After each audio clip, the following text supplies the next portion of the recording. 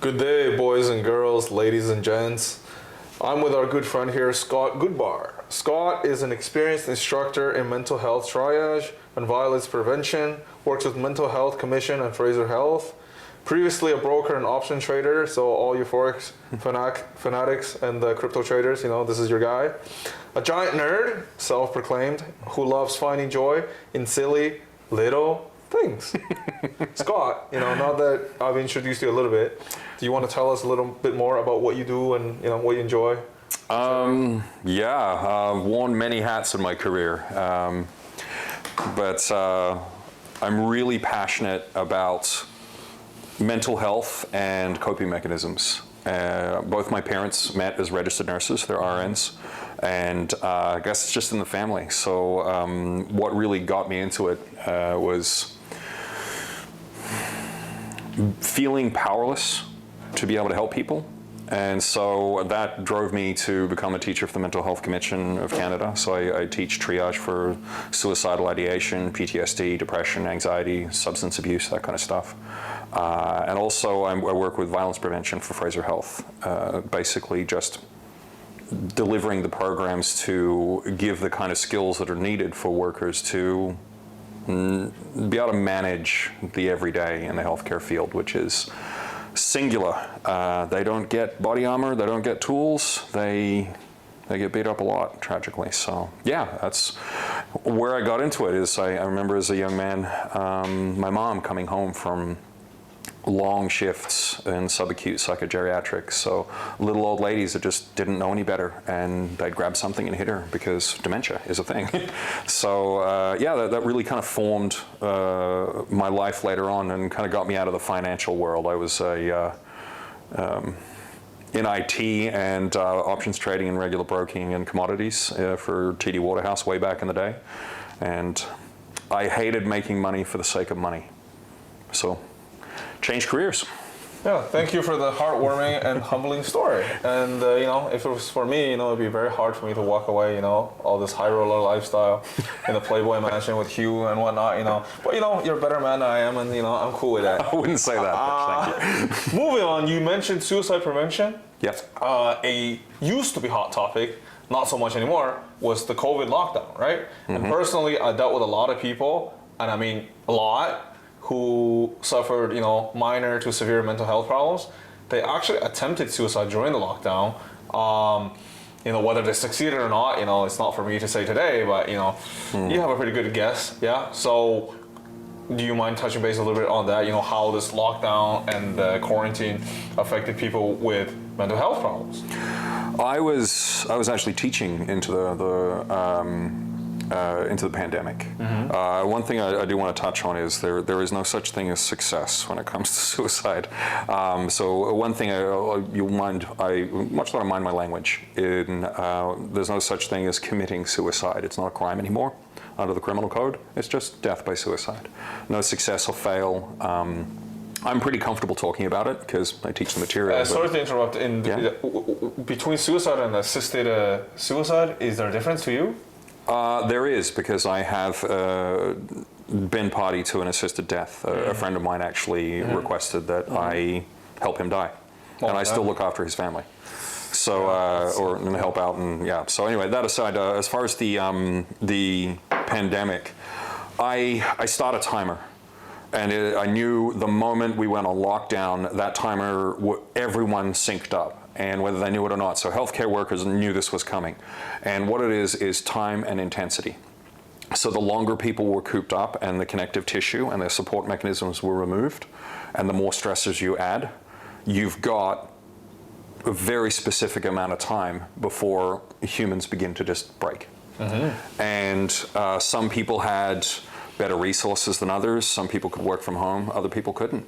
And then the anxiety is the first one that comes up, depression, and then substance use. So BC Liquor, the liquor stores, they got good business as people began to medicate. Home delivery pot, whatnot, right?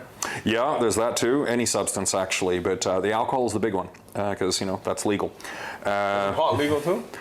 Well, yes. However, I find that I view cannabis differently. because I've also dealt with palliative care, so I consider that a fantastic medication that is separate from opiates.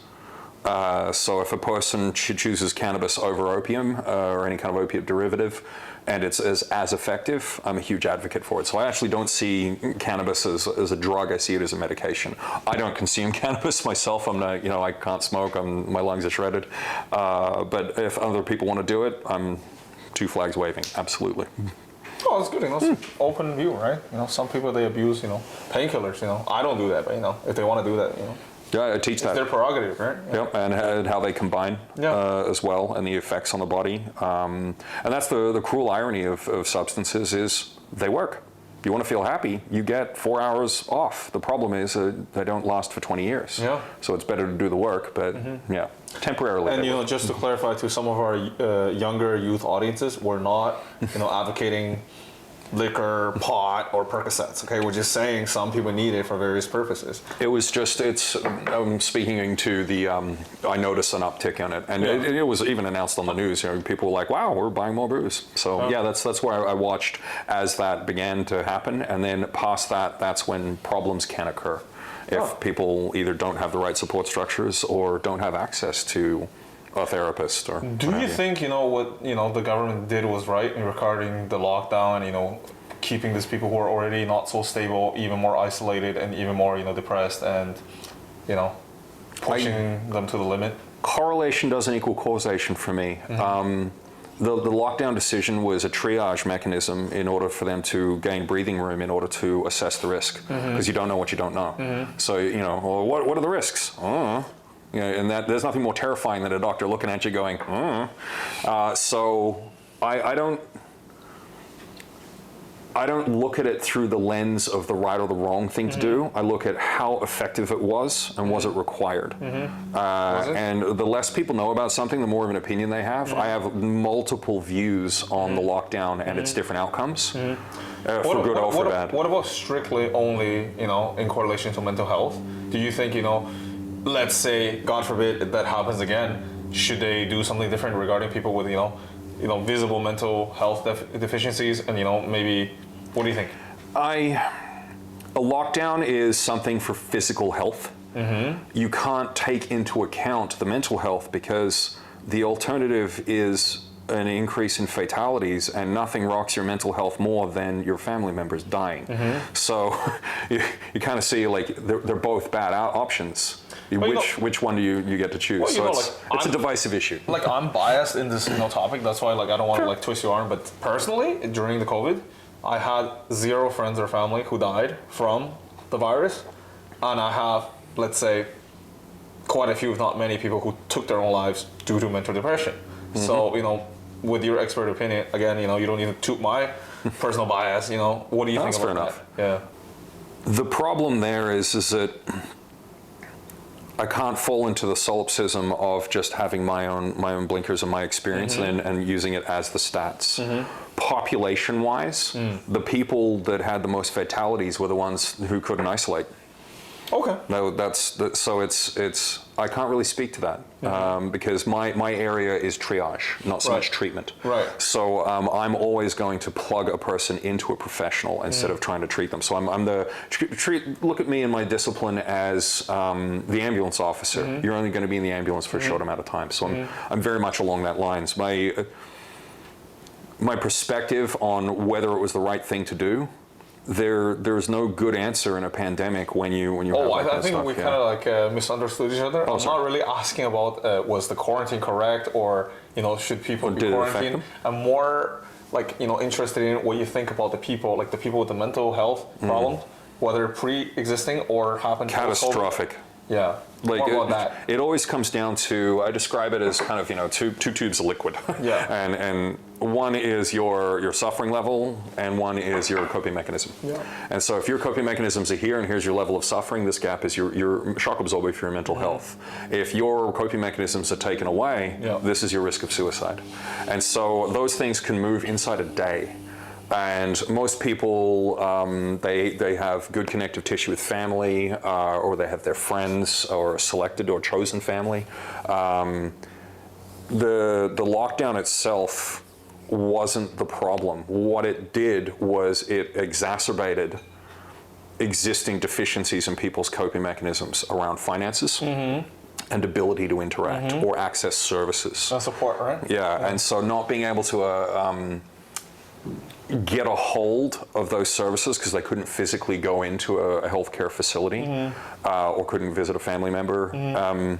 The risk of that person trying to self-medicate through the roof. Yeah. And feeling like they couldn't communicate their duress, their suffering. And once that starts bottling up, that's where that deficiency happened. I watched that happen personally to me. Yeah, me too. And I watched it in, in the world around me. Yeah. But yeah, it's a hairy topic. You're definitely. This is usually something where I'm in a different position, usually facilitating. So talking about this off the cuff. The beauty of it is there's no right or wrong. I just want your opinion on this matter, right? Yeah, and you notice, like I said, because I have so many different disciplines of where I interact with healthcare, it does fall down to the less you know about something, the more of an opinion. I've because of the perspective that I have and what I was doing during the pandemic. I don't have an opinion. It's so context based on I had a horrible time. Yeah, mine was brutal, and the reason for that is, even though I probably don't look it, I'm an extreme introvert. I need power to time. Powering up by myself is mandatory. I'd take you as an ambivert. Yeah. Yeah, I'm not. Me and crowds, not friends. Even though I'm very good at managing them, it's all skills based. I learned through my life to do public speaking. I mean, you do seem to be good at managing crowds of 2. Maybe like 3. This is or my like max. 4. But yeah, it's and I saw a lot of people around me have it a lot worse, and I know that's a false equivalency of like, oh, just because somebody else has got it worse, I can minimize my suffering. But no, it was horrible, and just one problem I had was compassion fatigue, the risk of burnout of people after a while just saying F it and going out anyway. I'll take the risks. I don't care, and some of the consequences that came out of that actually were pretty bad. Again, like I'm not a professional, like you, so I can, be less constricted in what I think. Personally, I, played along with everybody for the good 6 months. Then I got tired of it, and I believed if I expose myself to the public and ruin a good thing, I'm kind of being like the selfish dick. But I just found, looked on the map where people don't really care, and apparently everybody fled there. So I bought a ticket and I went there to expose myself for, not the expose that you guys are thinking of, but for a good 2.5 years, and I'm like totally fine. I'm not saying that's what everybody should do, but I'm just saying if you're comfortable with certain things, self-medicate. Yeah, there's a difference between self-medication and medication. It's got a bad rap. Whatever coping mechanism you need, as long as it works and it doesn't harm you. So, or others around you, yeah. So there's context is king there. Yeah. But yeah, my favorite thing for coping mechanisms is either gaming or getting out in the green, just running around in the forest. Yeah. But I found actually that as we came out of the pandemic, I saw the benefits of being social, and then I kind of went on the offensive, and actually it changed me. In a rather fun, permanent way, where it made me actually want to engage more with my social circle. So, that they hear from me once every 6 months kind of thing. I'm not one of those people that can call you every day. That's exhausting for me. And now I try to communicate more and build that connective tissue. So just to wrap up, this topic, what do you think are the 3 most challenging three challenging things people face? When they're self-isolated, right? And what do you think, are, 3 good tips this kind of people, whether pandemic or not, right? So, some of them are still, you got people immunocompromised, they're still segregated. Yeah. So I'm just trying to say, in general, COVID or not, right? For people who are self-isolated and depressed, right? What are the 3 biggest challenges they face? And what are 3 of the best tips you have to help them overcome that? Let's go with challenges first. Okay. I'll pick 2, and so I wouldn't say 3. There's top 2. All right. 2 big challenges you've got is confusing technology with connectedness. One of the things I really noticed is just the neurological feedback of touch. People are touch starved in a modern society already. We don't hug each other, we shake hands, that kind of stuff. So I, absolutely. That feels good, doesn't it? Huh? Right? It's touch. So touch. good. So it's that the connectedness of just the physicality of being able to hug a parent as opposed to say hi through a screen. But if that's all available, it's all that is available, I should say, then that's what it is. So that's obstacle or problem number one, is that confusion. And so I had FaceTime with this person, or or online Zoom call or whatever, and they don't get that nourishment. It's not as fulfilling, not as nourishing for their body and mind, I guess, that anxiolytic response. And the other problem that I would look at is just resources, the bias of people having money and a laptop and being able to work from home, and you got those people that just can't. And if you got people, say even right now, that are immunocompromised and they can't, I know one example of a lady who tried to get her vaccination and she had a response, so she couldn't get her second shot. So the choice is, do I get seriously harmed and try and take the second shot, or do I have to isolate? All right, so she wanted to be vaccinated and couldn't. So you get that mechanism of the problem of, if you're still having to take that risk assessment, what does that do to your mental health going forward, regardless of a pandemic or isolation? So you've got that, the family members of those people, that's a big thing, where you can take out the specifics of not being able to get the shot and put in any other life event for the resources, and they mitigate that. So you get people that don't have the money, or they're living paycheck to paycheck, and they're not able to engage that way. Those are the two big ones. As far as tips to deal with it, I'm biased. I'm totally, absolutely going to say, learn mental health first aid. Go to any instructor, I don't care who. They're fabulous, they're wonderful, and learn the mechanisms of how a problem can turn into a disorder if we just let it rot. Because you're supposed to be anxious, right? I'm anxious. I got some cameras pointed at me, kind of thing. Anxiety is good. If you got somebody walking towards you with a sharp object, you should feel anxious. It's a very healthy emotion. It makes you do something. Yeah, flight, right? Yeah. Right, yeah. So, but if you sit up at 2 o'clock in the morning and your heart's hammering, you're drenched in sweat, and there's nothing but chirping crickets, then you've got a problem. If that's happening for a long amount of time, then that can be a disorder. Yeah. So it's learning mental health first aid allows you to short circuit that, so you get it while it's still a problem, and it doesn't turn into something, hopefully, more lasting. So either you learn how to solve it or seek help when necessary. Well, you're able to help others, and you have all the tools to help yourself. So that's step number one. Step number two is find out what the most important connective tissue is in your life for your group. You get people that have 1 or 2 friends, and you have people that have 300 friends. They love going out and partying, going on, just extroverts. Like putting on, like, as an extrovert, put on different facades, go pretend I'm somebody I'm not. And, they'll know me as that particular persona for a day, and that's, I don't know. That would make me anxious. But for that, it's finding out what that is. A lot of people confuse their wants with their needs, and they don't pay attention to it until it's way too late. And then what they actually needed, they've lost because they went after what they wanted. So that'd be that introspection, number 2. And number 3 is go find extra support mechanisms that you don't already have. So one of the things I found was just going to non-government organizations. You get people that had the CERB payment, that kind of thing. And charities, if you're a person of faith, a local religious site, and they have resources and they want to help you. And what I find is, for my third thing, I'll capstone it with, most people, including myself, suck at asking for help. And so if I could put a pin in it, learning to ask for help before things break. Do you think it's because they're shy or anxious or feel insecure? What's the biggest constraint for that? I've seen really socially skilled people absolutely suck at asking for help. Maybe they're trying to save face, trying to be cool, right? Yeah, there's shame, there's stigma in it. That would definitely be a mechanism that makes people back off from that. Yeah. But it can be anything.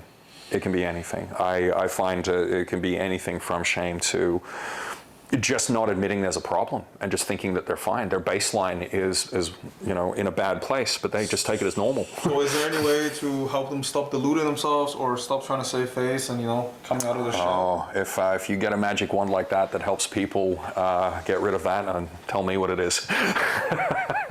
I'd love to know. I don't have an answer for that. I just switch my mask and ask, We all wear masks to a certain point. I mean, I have a professional face that I have on, but I find that those masks are an aspect of ourselves where, as long as you're genuine about it, they're useful. Egos, right? Yeah. Well, it's a matter of respect. You don't walk up and just blurt your deepest, darkest, messy stuff onto someone that you've just met. They're going to look at you and go, "Do I know you?" So it's examining your mask. The way I'd paraphrase masks would be boundaries. Okay, that's fair. That's fair. Yeah. Okay, so we'll drift a little bit off from this serious discussion. We'll go to something. Picked a hairy one, man. Whoa, yeah. We'll go for something people will think it's more relaxing or even more stressful, right? So these days, a lot of people, since COVID, they work from home, right? They work in the comfort of their homes, and some people actually just quit their jobs altogether and started like doing day trading, doing hustle, yeah, and commodity trading, like ETFs, EFTs. I don't even know, but I dabbled a little bit in that, and there's like cryptos and NFTs, but we're not even going to go into that, right? But a lot of these people, there seems to be a pattern. There's like really high ups and then really low downs, right? A lot of the people I know, even when I dabbled for a few months, right, I got a lot of grays, as you can see. What's your opinion on that? Like these things? I know it's like a highly volatile risk gain situation, but what do you think in terms of the correlation between that and people's mental health? Seeing how you have experience in both. Yeah. Sorry, I thought I was going to be able to switch from mental health back into finance. I get to change my hat there, but not you pinned me. Well done. Do these grays come from which part? I've had gray for a long time. I will not lie. Cortisol levels for me were through the roof, and I got into the markets when I was 18. Oh damn. Yeah, I was young. I got into mom when I was 18, but she left me in the morning. I look at risk differently because I'm also a certified options dealer.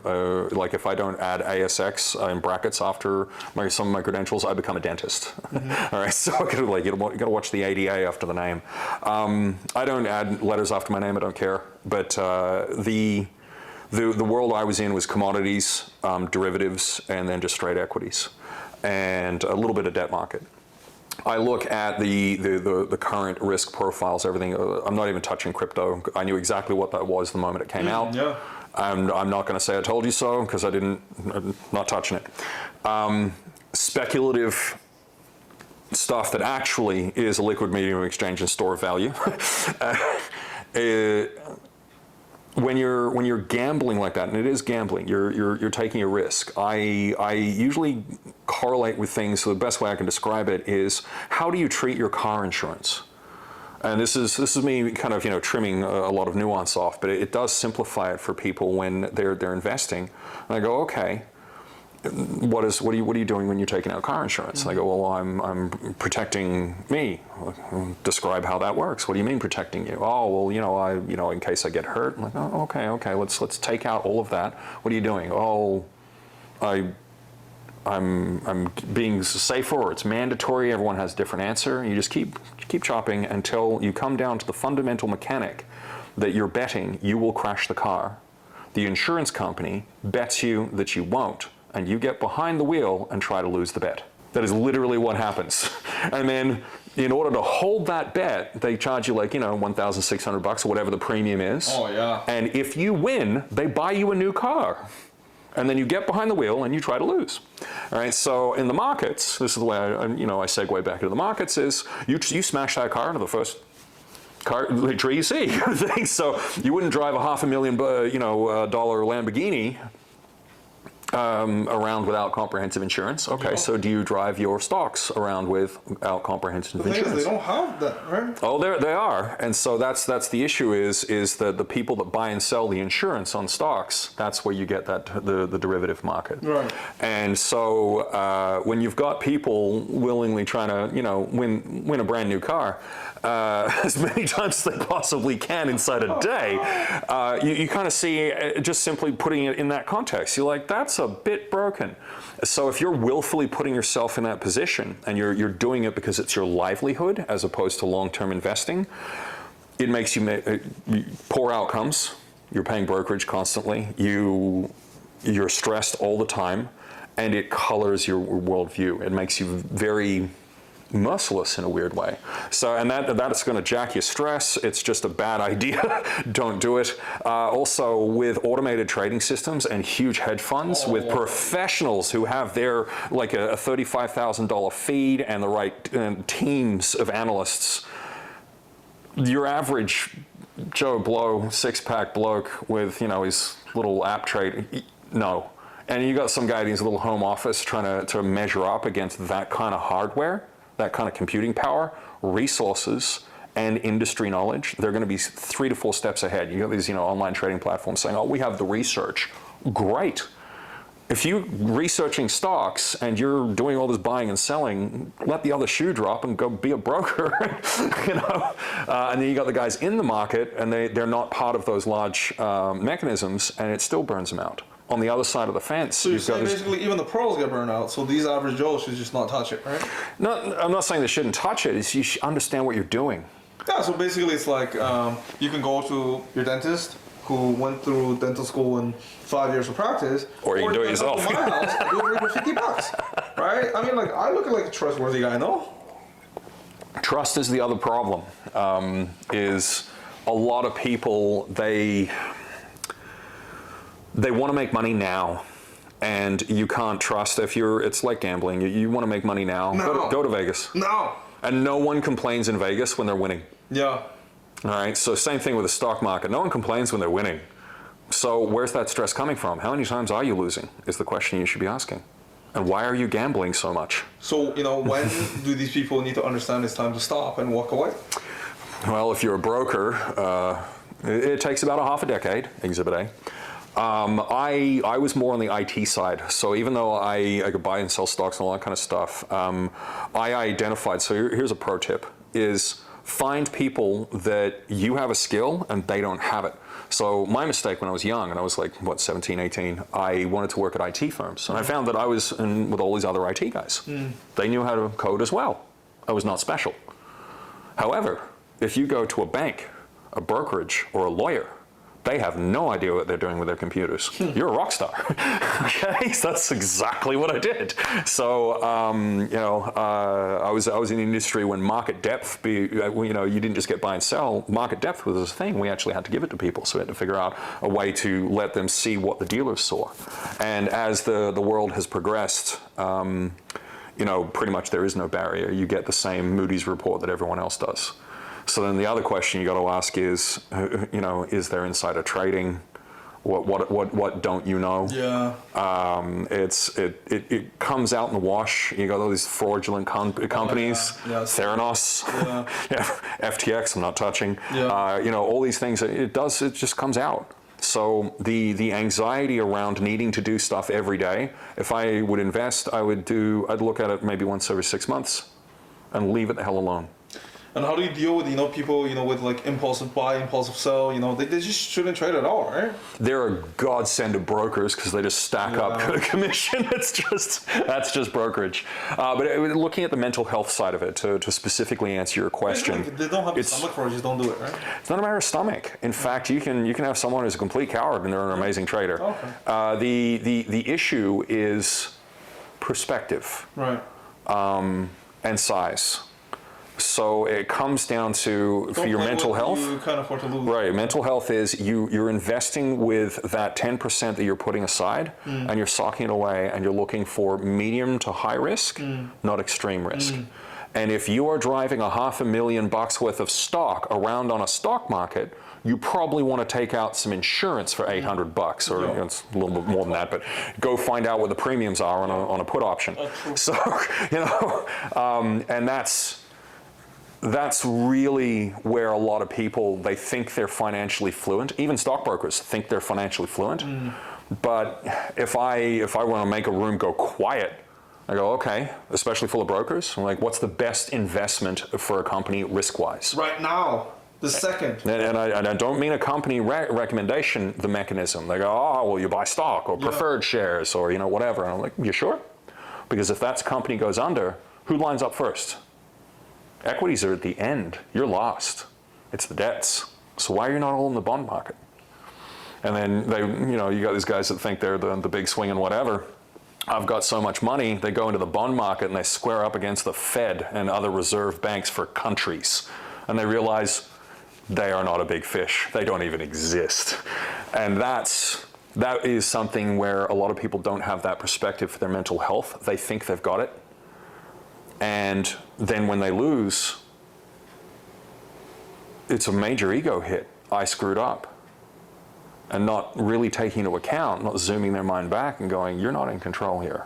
And then they go to insert depression, basically, right? Mm-hmm. Yeah. What didn't I know? I can do better, Yeah, not gonna lie, I did that before. I just played with money I didn't need, but still, it's a good lesson for someone else to learn. Yeah, if you're gonna go to Vegas, you should totally go for equities. But if that's your lunch money, nope, don't do it.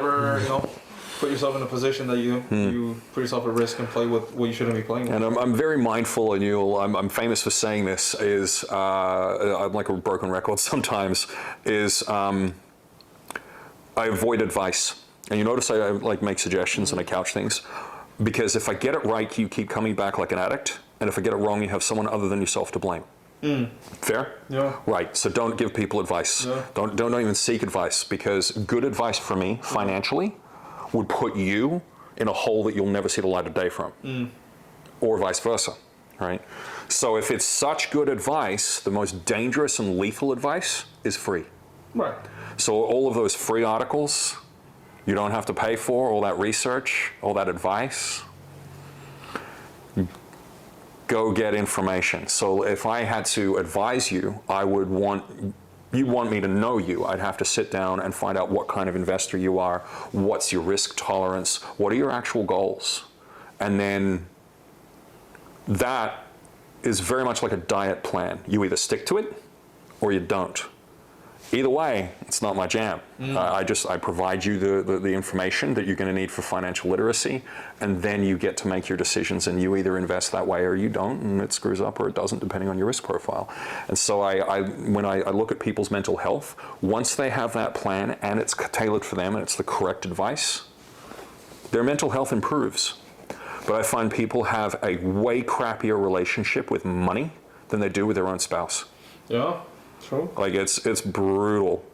Ask a guy for his wallet. Just hand it over. Credit cards and all. No. Okay. Are you saying they'll hand over their wallet? Well, that's the thing. I could take him out for a cup of coffee. All right. There's a higher level of trust. You can hang out with them as friends, and you can go over and have a barbecue with that couple, but they're not going to hand you their wallets. Do you want mine?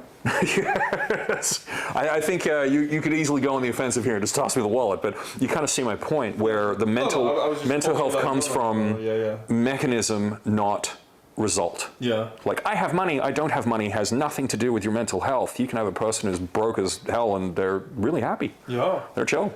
Living paycheck to paycheck, and they're a ski instructor, racked up 5 in a room in Whistler, Aussie refugee camp. Yeah. It's a tricky thing, but what I find is money, a lot of people don't understand what it is, and then their emotions around money short-circuit their self-care mechanisms. Yeah. I think just in general, people have this weird obsession with money. They get super greedy, right?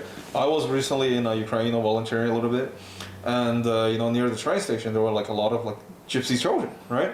And they were obviously asking for money, panhandling and whatnot, right? And people were super annoyed for 2 reasons. One, if you don't give them money, they just keep pleading and begging. If you give them, they'll just come back for more. What's enough? So I being the way I am, I'm not saying it's correct, I just blurt out the first thing on my mind and do whatever I feel like. I was handing out, sandwiches, kanapkas. So nobody asked for a second sandwich and everybody was happy with my one sandwich. And later more children, not adults, came for more sandwiches. And if mothers came, I offer the sandwich, they give it to their kids and they go bother somebody else. So I think in general, even for these professional panhandlers, they understood some things, they just need, the bare minimum, the essential, and other things like money, they need more and more quantity because what? You're gonna take my 500 sandwiches and do what with it? You're gonna make my day easier. You're gonna give it to all your other gypsy children anyways. So why are you taking all of them, right? That's pyramid of needs. Yeah. Once you deal with the food and shelter and all that kind of stuff, then you go all the way up the pyramid until you're dealing with what would you like to happen. You'll notice I touched on that before. I say people go after wants instead of needs, and that's what say for example substance abuse is. You want to feel better. What you need is food and shelter. Right. And then you get an addict, if it's left unhelped and untreated long enough, they'll go after the drug at the absolute expense of everything else. So addiction is very much about suffering, and what you're looking at there is a business practice where somebody's hawking to kind of needle you to get money out of you, and like you said, it's a lose-lose scenario if I hand out cash, so you change the game. No. For looping back to how the people should be looking at the financial markets, is the financial markets are like that. They're constantly poking you saying, you have to keep up, you have to be ready to know.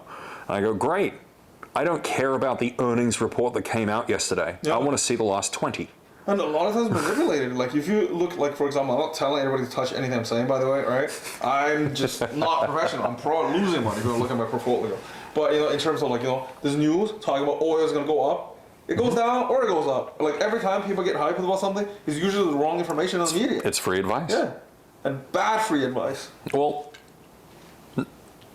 you kind of see my context before of the most dangerous advice is free. Yeah. Because do you have the whole story? Yeah. If something's such a good buy, why would anyone sell it? Like these freemium games, you end up paying like hundreds of thousands of dollars for in-game items instead of just buying that $40 game that there's no in-game purchases. Well, that's a dirty trick where game developers will go out of the financial markets, but it is something that is related. It's the same behavior of monetizing an addict, and gaming is a dopamine hit and too. Everything is gambling. Like there's loot boxes, like this in-game mini purchases, gacha phones. It's all gambling. And you can invest in these companies that then sell that product. Yeah. Yep. Exactly. So, I'm not saying you should do it, but you can invest selling other people these gambling items instead of, letting people gamble with your money. But again, we're not here to give you financial advice. Yeah. Well, considering I said advice is bad on either end. No, I look at it. A lot of people they want an answer right now, and people will take a comfortable lie that is immediate over a complex, nuanced truth that is hard. Yeah. And